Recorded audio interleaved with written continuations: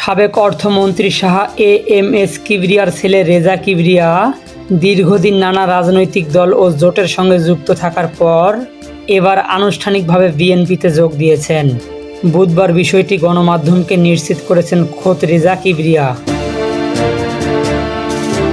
তার এই সিদ্ধান্তকে আসন্ন জাতীয় সংসদ নির্বাচনে বিএনপির জন্য এটি তাৎপর্যপূর্ণ সংযোজন হিসাবে দেখেছেন বিশ্লেষকরা।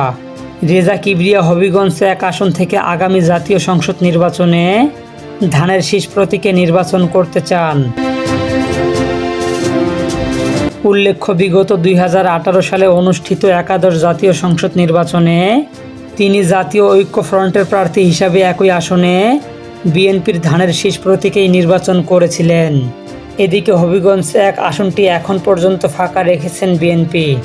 দলটি এখনও এই আসনে তাদের প্রার্থী ঘোষণা করেনি।